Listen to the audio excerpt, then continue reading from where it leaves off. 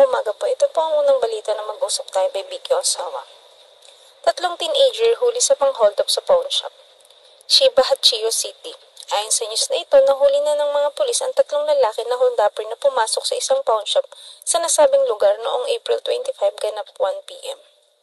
Ang hinuli ng mga pulis ay 3 teenager aged 16, 17 at 18 years old. Mayroong nagbigay na impormasyon sa mga pulis noong April 26 sa maaaring lokasyon ng 3 na siyang naging susi sa pagkahuli ng mga ito. Ang ginamit din nilang kuruma ay nakita sa parking area ng isang Cohen sa Chiba. Sinisiyasat sa ngayon ng mga pulis ang motibo ng mga ito at kung meron mang nag-utos sa kanila. At yan po ang unang balita na mag-usap tayo by Vicky Osawa.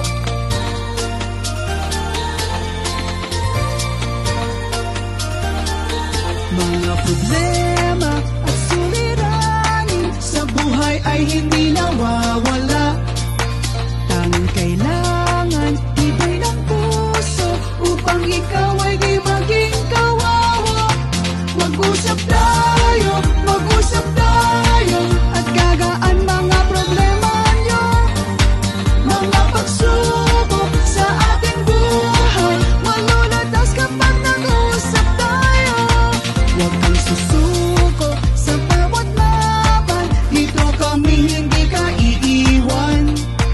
Yugto ng buhay. Ito po ang pangalang balita na mag-usap tayo by Vicky Osawa. Gaiko Kojin na lalaki sinaksak ng di nakilalang salarin patay. Saitama, Kawaguchi City. Ayon sa news na ito, isang lalaking Gaiko Kojin ang pinagtulungan, inatake ng di nakilalang mga salaring, sinaksak at napatay. Nangyaring insidente noong April 29, ganap ng 9 p.m. nang makatanggap ng tawag ang mga pulis na meron daw mga grupo ng Gaiko Kojin na meron dalang patalim at nagwawala. Pinuntahan nila ito at inabutan nila ang biktimang lalaki. Nasa 20s to 30s ang age na nakakahundusa at duguan. Agad nila itong sinugod sa ospital subalit hindi na umabot na matay. Malaki ang posibilidad na isang trouble ito sa pagitan ng mga Gaikokojin at sinisiyasat pa nila sa ngayon ng identity. At yan po ang huling balita na mag-usap tayo by Vicky Osawa.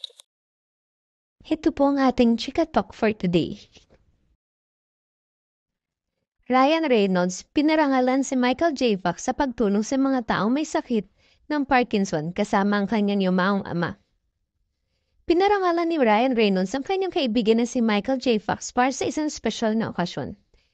Si Fox ay pinangalan ng isa sa 100 pinaka-maimpluwensyang tao na Time Magazine noong Miyerkules, kung saan sumulat si Reynolds na isang nakakaantig na sulat tungkol sa epekto ni Fox sa kanyang pamilya at sa iba pa.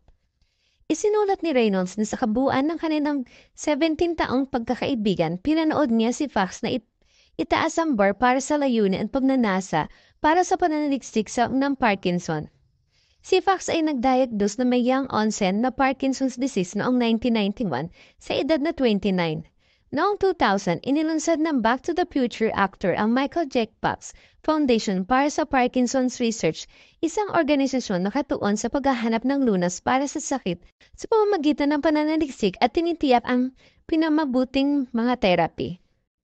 Isinulat din ni Reynolds na tinulungan ni Fox ang kanyang yumaong ama na si James Reynolds na namuhay na may Parkinson sa loob ng halos 20 taon at milyong iba pa ang nababawasan ng pakiramdam na nag-iisa. Namatay si James Reynolds noong 2015.